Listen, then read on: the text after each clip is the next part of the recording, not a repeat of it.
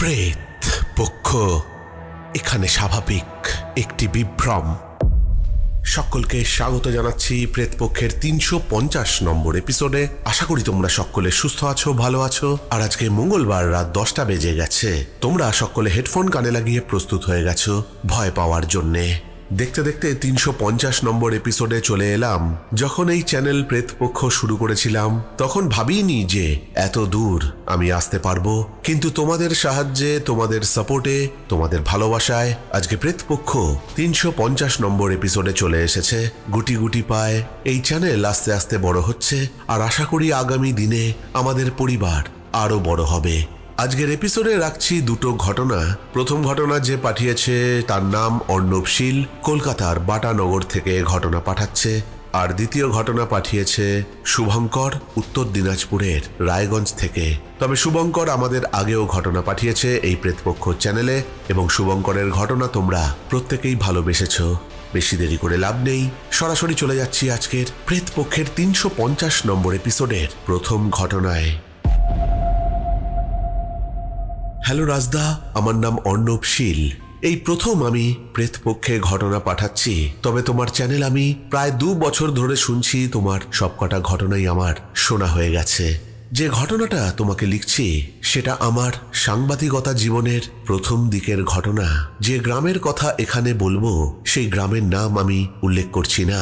ঘটনার সুবিধার্থে তুমি একটা কাল্পনিক নাম বসিয়ে নিও। শুরু করছি ঘটনা। আমি তখন সাংবাদিকতায় নতুন। কলকাতার এক নামকরা সংবাদপত্রে রিপোর্টার হিসেবে কাজ করি। আমার কাজ ছিল মূলত সামাজিক অপরাধ আর গ্রামীণ স্বাস্থ্য ব্যবস্থার অন্ধকার দিক নিয়ে প্রতিবেদন করা। একদিন অফিসে বসে থাকতে থাকতে সম্পাদক মশাই বললেন, অর্ণব, একটা খবর এসেছে, একটু খোঁজ নিতে হবে। আমি মাথা তুললাম আর বললাম, কোন খবর স্যার? তিনি ফাইলটা আমার দিকে দিয়ে বললেন, একটা গ্রামের কয়েকজন মানুষ হঠাৎ করেই অসুস্থ হয়ে পড়েছে। জলের সমস্যা বলছে কেউ, কেউ আবার বলছে ওই গ্রামের পুরনো একটা পুকুর থেকে রাতে অদ্ভুত আওয়াজ আসে। গ্রামের লোকেরা পুকুরটার নাম দিয়েছে ভ্রূণ পুকুর। তুমি গিয়ে একটু দেখে এসো তো, ব্যাপারটা কি? পুকুরের নামটা শুনেই বুকের ভেতরটা কেমন শিরশির করে উঠল। ভ্রূণ পুকুর, এ আবার কোনো নাম? এই নামকরণের মানে কি? গ্রামের লোকেরা ওই নাম কেন দিয়েছে? সম্পাদক হালকা গলায় বললেন, বলা হয় বছর 10 আগে ওখানে একটা বেআইনি স্বাস্থ্য কেন্দ্র চলতো। সেখানে নাকি মেয়েদের গর্ভপাত করানো হতো, কন্যা ভ্রূণ নষ্ট করা হতো। তারপর সেই ভ্রূণগুলোকে নাকি ওই পুকুরে ফেলে দেওয়া হতো। তারপর থেকেই ওই পুকুরের জল নাকি লালচে হয়ে যায় মাঝে মাঝে। কেউ রাতে ওই পুকুরের পাড় দিয়ে হাঁটতেও সাহস পায় না। আমার গায়ে কাঁটা দিল। আমি বললাম, আমি যাব স্যার, আমি যাব, দেখব কি ব্যাপার। 2 দিন পরে আমি ট্রেনে করে সেই গ্রামের কাছের স্টেশনে পৌঁছে গেলাম। তারপর একটা মোটর ভ্যান নিয়ে পৌঁছালাম সেই গ্রামে। রাস্তাটা অদ্ভুত নির্জন। পৌঁছাতে রাত হয়ে গিয়েছিল, তাই বেশ ঠান্ডা লাগছে। কুয়াশার চাদরে চারিদিক ঢাকা, যেন কোনো অন্ধকারে ঢাকা সময়ের পাতা উল্টে আমি ঢুকে পড়েছি অন্য এক দুনিয়ায়। গ্রামে ঢুকতেই প্রথমে আমার চোখে পড়ল গ্রামের একেবারে প্রান্তে একটা ভাঙাচোরা বাড়ি। জীর্ণ দেওয়াল, ছাদের অর্ধেকটা ধসে পড়েছে। ভ্যানওয়ালাকে বললাম, দাদা, এটা কার বাড়ি? ভ্যানওয়ালা বলল, এটাই গ্রামের স্বাস্থ্য কেন্দ্র ছিল, এখন ওই ভাঙাচোরা অবস্থায় পড়ে আছে। নানান রকম বেআইনি কাজ হতো এইখানে। আমি জিজ্ঞাসা করলাম, এখন এখানে কে থাকে? ভ্যান চালক বলল, মানুষ থাকে না এটুকু বলতে পারি, তবে। বৃদ্ধ ভ্যান চালকের গলায় কেমন একটা ভয়ের ছোঁয়া ছিল, যা আমি পরিষ্কার বুঝতে পারলাম। গ্রামের ভেতরে ঢুকে জানতে পারলাম প্রায় 10-15 বছর আগে এখানে এক ডাক্তার এসেছিল। তার নাম ছিল ডক্টর হেমন্ত রায়। তবে এই নাম কাল্পনিক। শহর থেকে এসেছিল সেই ডাক্তার। প্রথমে গ্রামের মানুষ ভেবেছিল তাদের ভাগ্য খুলেছে, কিন্তু অচিরেই শুরু হয় অন্য কাহিনী। দিনের বেলায় এই স্বাস্থ্যকেন্দ্রে নাকি সাধারণ চিকিৎসা হতো, কিন্তু রাতের বেলায় ছিল অন্য গল্প। রাতে গাড়ি আসতো, পর্দা টানা অবস্থায় সেই গাড়ি থেকে মহিলা নামতো, আর পরদিন সকালে কেউ দেখতে পেত না তারা কোথায় গেল। গ্রামের এক দাইমা বলেছিলেন যে ডাক্তারবাবু নাকি কি যন্ত্র দিয়ে বলে দিতেন পেটে ছেলে না মেয়ে রয়েছে, আর মেয়ে হলেই মেরে ফেলা হতো তাকে। যে গর্ভবতী মেয়েরা শহরে যেতে পারত না তাদের গোপনে ওখানে আনা হতো। ছেলে সন্তানের আশায় তাদের স্বামী বা শ্বশুরবাড়ির লোকেরা চুপি চুপি এই স্বাস্থ্যকেন্দ্রে গর্ভপাত করাতো। আর সেই ছোট ছোট ভ্রূণ আর মাংসের টুকরোগুলো সেই অনাগত শিশুরা তাদের ফেলে দেওয়া হতো পাশের পুকুরে। সবাই সবকিছু জানতো, কিন্তু কেউ মুখ খুলতো না। গ্রামে যেখানে আমার থাকার ব্যবস্থা ছিল সেখানে আমি রাতে খাওয়া দাওয়া করে শুয়ে পড়লাম। পরের দিন বিকেলের দিকে ওই স্বাস্থ্যকেন্দ্রের ধ্বংসাবশেষ দেখতে গেলাম। একটা পুরনো বোর্ড ঝুলছে, কিন্তু সেটাতে কি লেখা আছে সেটা উদ্ধার করতে পারলাম না। দরজাটা আধখোলা, ভেতরে ঢুকতেই কেমন এক পচা ওষুধ আর কড়া ফিনাইলের গন্ধ নাকে এলো। ব্যাপারটা অদ্ভুত ঠেকলো আমার। পরিত্যক্ত বাড়িতে ফিনাইলের গন্ধ, ওষুধের গন্ধ কিভাবে আসবে? কতগুলো ভাঙা টেবিল, কিছু ছেঁড়া রেজিস্টার, কাঁচের শিশি এদিক ওদিক পড়ে আছে। আমি ক্যামেরা বের করে ছবি তুলতে লাগলাম। হঠাৎ পেছন থেকে একটা শব্দ হলো, ছপ ছপ ছপ। মনে হলো কেউ যেন পুকুরের দিক থেকে হেঁটে আসছে। জলের ওপর চললে যেরকম হয় এই আওয়াজ অনেকটা সেই রকম। আমি বেরিয়ে তাকালাম। বিকেল গড়িয়ে সন্ধে নামছে। কুয়াশার মধ্যে সেই স্বাস্থ্যকেন্দ্রের পাশেই পুকুরটা মনে হলো যেন এক ভয়ালো আয়না, যার ওপর দুলছে হালকা কুয়াশা। মনের ভুল কিনা জানি না, হঠাৎ কানের মধ্যে একটা শব্দ এলো, যেন একাধিক শিশু একসাথে কেঁদে উঠছে।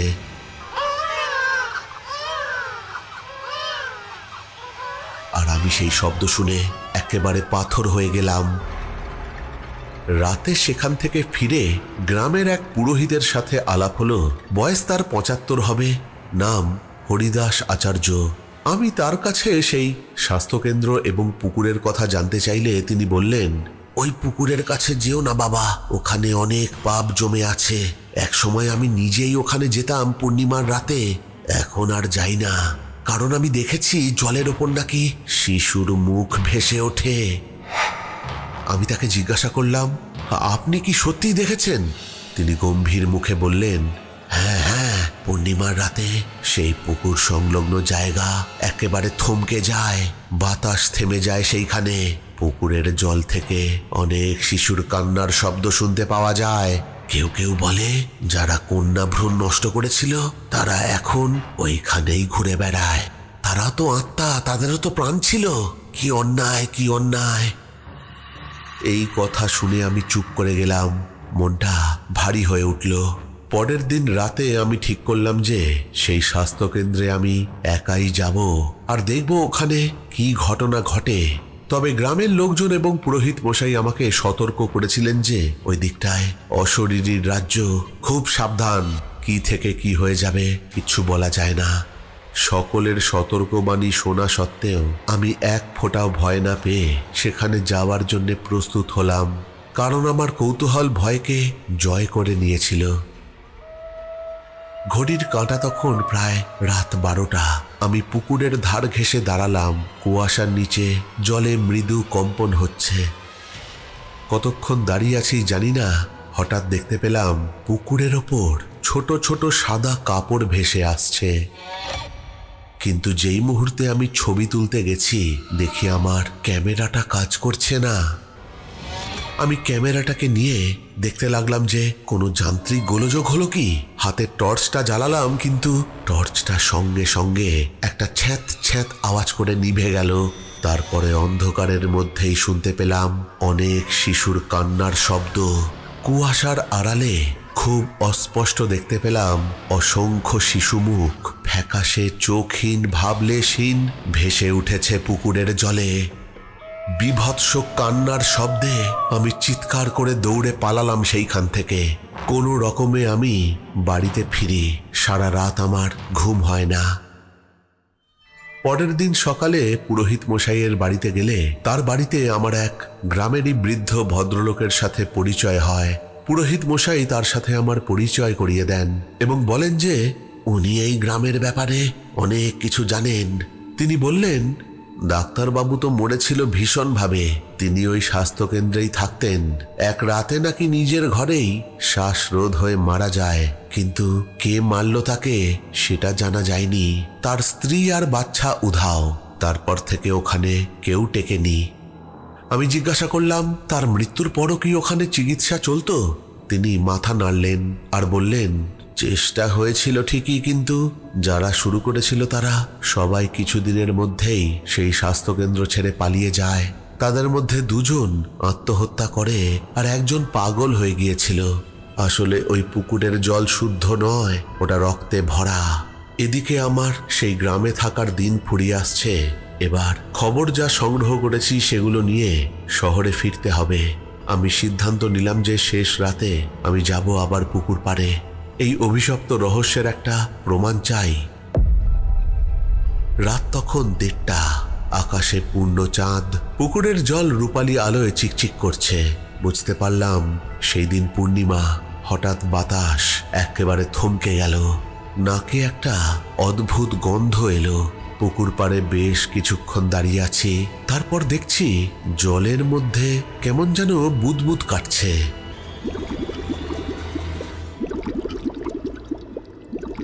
তারপর হঠাৎ যে দৃশ্য আমার চোখের সামনে ফুটে উঠল সেটা সত্যি, আমি আমরণ ভুলব না। জলের ভেতর থেকে ছোট্ট ছোট্ট বিন্দু বিন্দু আলো পুকুরের চারপাশে ছড়িয়ে পড়ল। তার সঙ্গে অসংখ্য ছোট বাচ্চার কান্নার শব্দ, যেন কান ফেটে যাচ্ছে। আমি ভাবলাম, এই সুযোগ, এই ছবি যদি আমি তুলতে পারি তাহলে একটা বড় প্রমাণ থাকবে আমার হাতে।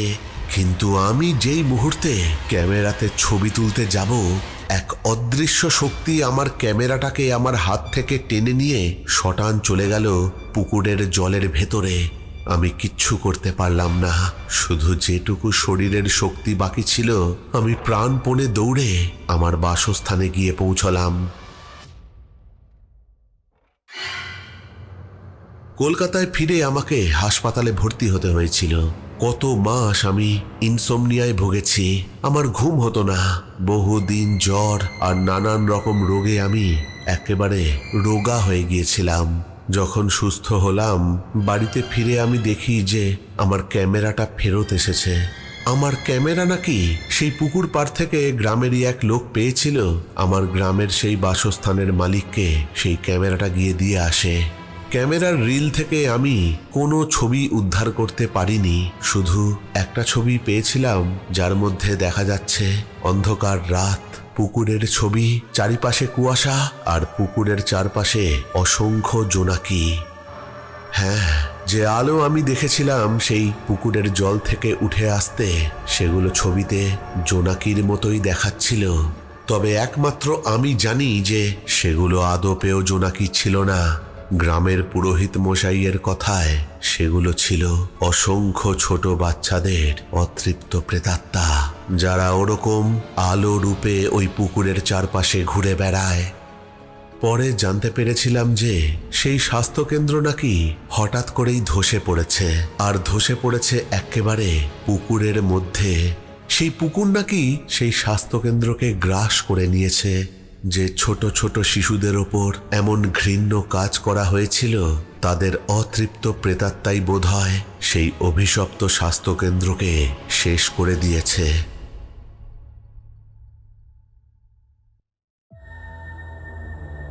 প্রেত পক্ষ এখানে স্বাভাবিক একটি বিভ্রম। অদ্ভুত একটা ঘটনা কিন্তু শুনলাম। অর্ণব আমাদেরকে পাঠিয়েছে।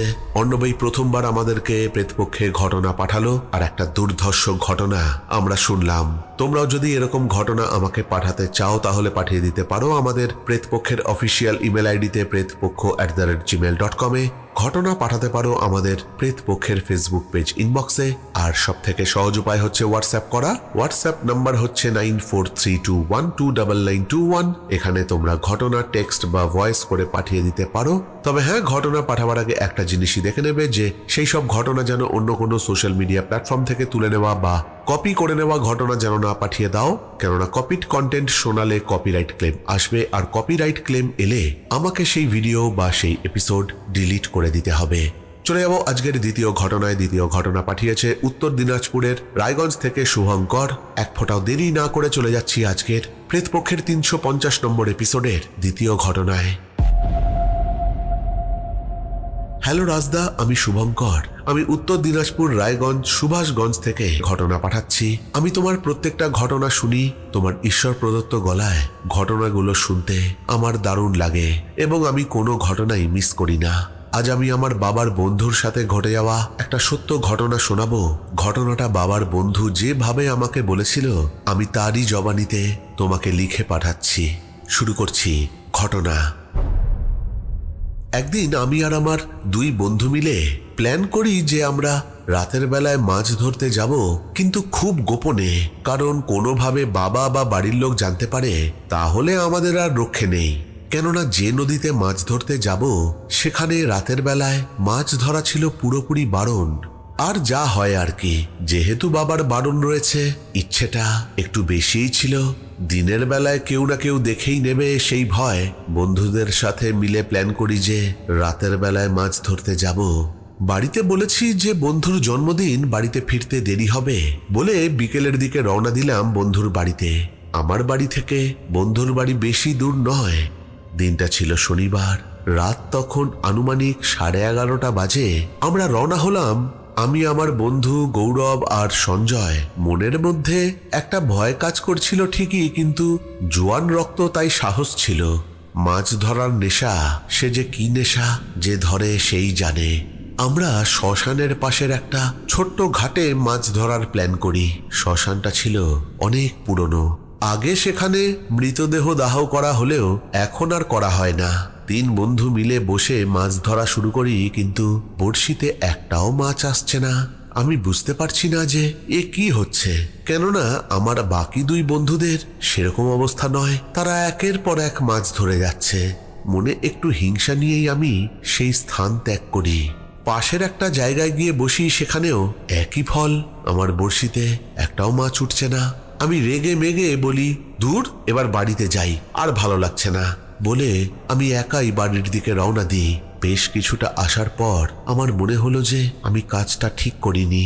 এইভাবে না বলে আসাটা কি ঠিক করলাম? তাই আমি আবার আমার বন্ধুদের কাছে ফিরে যাই, কিন্তু গিয়ে দেখি সেখানে তারা নেই। আমি ভেবেছিলাম যে তারা হয়তো আমাকে খুঁজছে, তাই আমি আবার বাড়ির দিকে রওনা দিলাম। তখন আনুমানিক সময় রাত 2টো হবে। বাড়ি আসার পথ আমার চেনা, কিন্তু রাস্তা আমার অচেনা লাগছে। আমি কিছুই বুঝতে পারছি না। কিছু দূর হাঁটছি, আবার বুঝতে পারছি আমি বাড়ির উল্টো দিকে যাচ্ছি। সত্যি কথা বলতে আমার বেশ ভয় লাগছিল। বুঝতে পারছিলাম যে আমি মস্ত বড় ভুল করেছি। প্রথম ভুল বন্ধুদেরকে কিছু না বলে আসা, তারপর আবার ফিরে যাওয়া। ঠাকুরের নাম নিতে নিতে বাড়ির দিকে হাঁটছি, কিন্তু বাড়ির রাস্তা খুঁজে পাচ্ছি না। ব্যাগ থেকে একটা ছোট বোতল বার করে চোখে মুখে হালকা জল দিলাম, কেননা আমার মাথা ঘুরছিল। চোখের সামনে অন্ধকার নেমে আসছে। হঠাৎ আমি রাস্তার ধারে নদীর পাড়ে দেখতে পেলাম একজন বয়স্ক মহিলা বসে আছে, আর সে কান্না করছে। তাকে দেখেই আমার মনে একটা কু ডেকেছিল যে আমার সাথে কিছু একটা খারাপ হতে চলেছে। এই জায়গায়, যেখানে দিনের বেলাতেই তেমন মানুষের আনাগোনা থাকে না, এত রাতে এই বয়স্ক মহিলা কি করছে?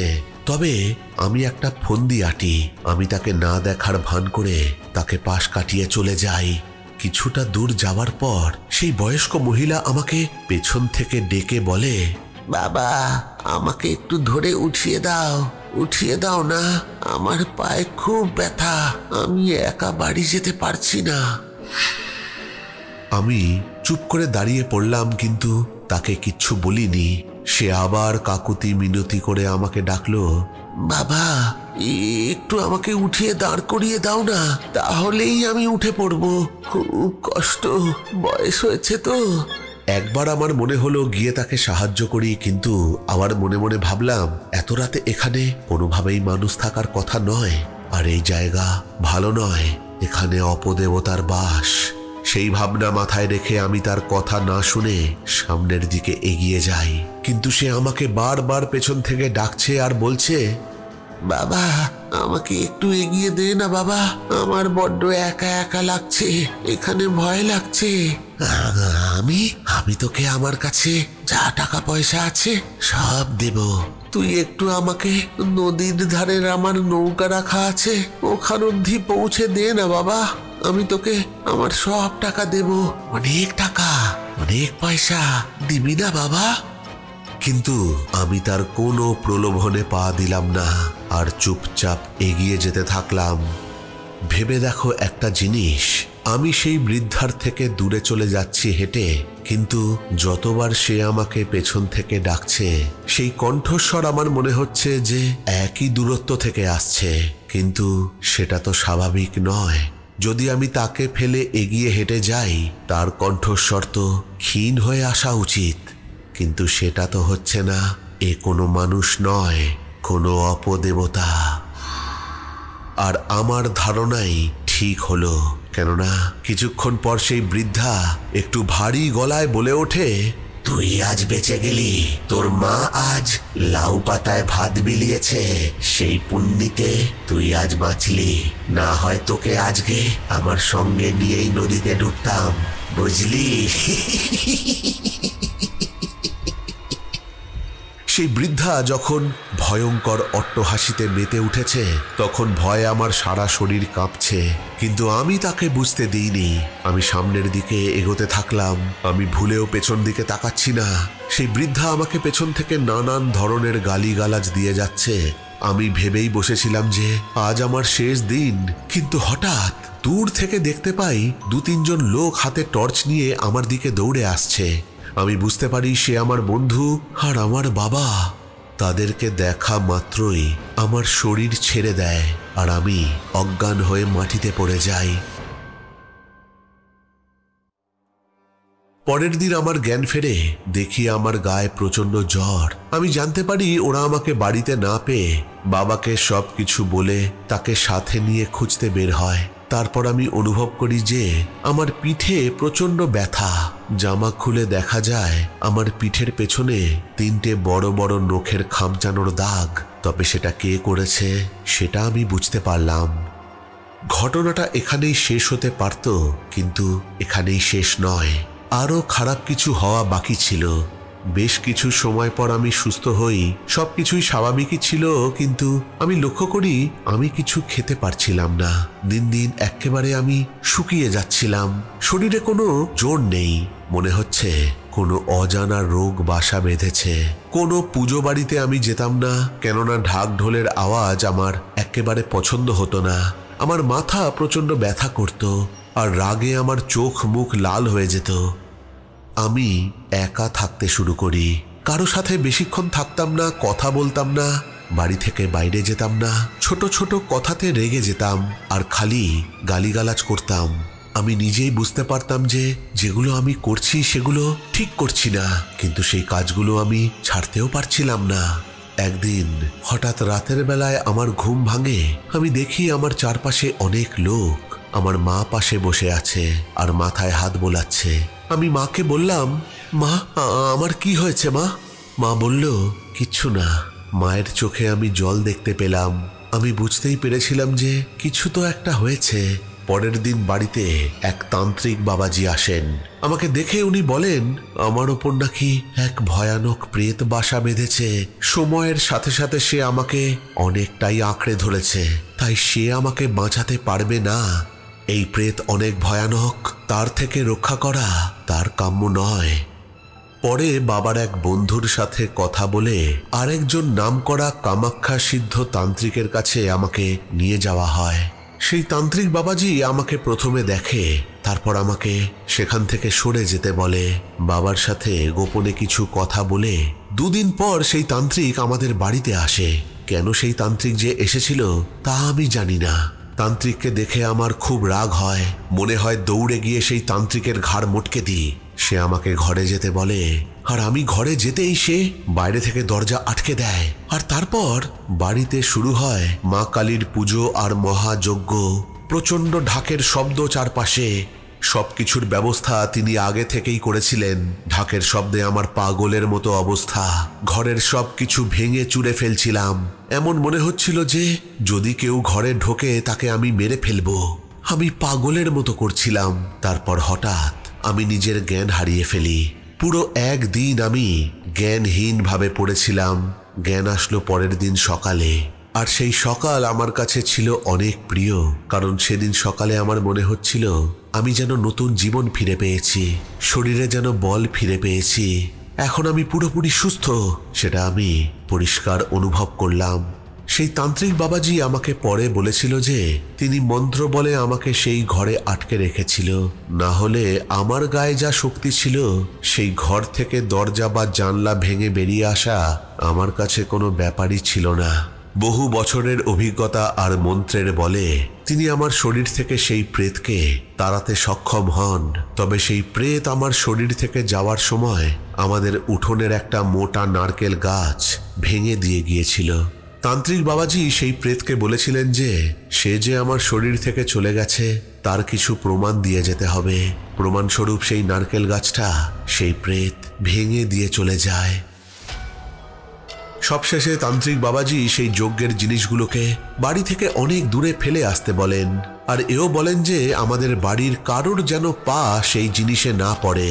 তাই রাতের বেলায় ঠিক হয় যে সেই জিনিসগুলো নদীতে ভাসিয়ে দিয়ে আসা হবে। আর সেই কাজ আমার বাড়িরই এক দাদাকে দেওয়া হয়। কিন্তু সেই দাদা সেই জিনিসগুলোকে নদীতে ফেলতে গিয়ে সেখানে কিছু একটা দেখে ভয় পায়, আর সেই জিনিসগুলো নদীতে না ফেলে গ্রামের শেষ প্রান্তের মাঠে ফেলে দিয়ে চলে আসে। তবে সেখানে ফেলাতে কোনো ক্ষতি হয়নি, কিন্তু শোনা গেছে সেই অঞ্চলে নাকি এক প্রেতের আবির্ভাব ঘটেছে। তবে গ্রামের সেই শেষ প্রান্তে কোনো লোক বসতি নেই, আর কেউ সেখানে যায়ও না, তাই রক্ষে। রাজদা, এই ঘটনা লিখতে হয়তো অনেক বানান ভুল হয়েছে, তুমি সেগুলোকে একটু ঠিক করে নিও। আর তোমাকে জানাই অনেক অনেক ধন্যবাদ আমার আগের ঘটনাটি শোনাবার জন্যে। তোমার ভয়েসে ঘটনা শুনতে খুব ভালো লাগে। যদি এই ঘটনা সিলেক্ট হয় আমি আরও ঘটনা পাঠাতে অনুপ্রাণিত হব।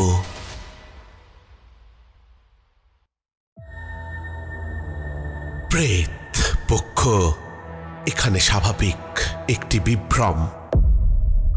দারুণ একটা ঘটনা শুনলাম, শুভঙ্কর আমাদেরকে পাঠিয়েছে। শুভঙ্করের পাঠানো আগের ঘটনাগুলোর মতো এই ঘটনাও বেশ ভালো লেগেছে। তোমাদের কেমন লাগলো এই ঘটনা অবশ্যই কমেন্ট করে জানাবে। আর চলে এসেছি একেবারে এপিসোডের শেষে, চলে যাব একটু শাউট আউটের দিকে। কমেন্ট করেছে গীতা গোস্বামী। রাসেল রিকো লিখেছে, দাদা দারুণ স্টোরি, এইরকম বড় স্টোরি দেবেন, শুনতে খুব ভালো লাগে। কমেন্ট করেছে আদি বামিম, অনির্বাণ বিশ্বাস, ভুবন ঘোষ, অজন্তা হোর, আশিক এমডি, শেখ ইসমাইল আর স্বপ্না বাজাল। এই সবকটা কমেন্টই এসছে জমিদার বাড়ির অন্ধকার ঘরে পাওয়া গেল অভিশপ্ত মূর্তি পার্ট 1 প্রেতপক্ষের 348 নম্বর এপিসোডকে উদ্দেশ্য করে। তাহলে আজকের মতো এখানেই শেষ করছি। ফিরে আসবো পরের সপ্তাহের নতুন কোনো ঘটনা নিয়ে। ততক্ষণের জন্য তোমরা সকলে ভালো থেকো। Love you all, tata.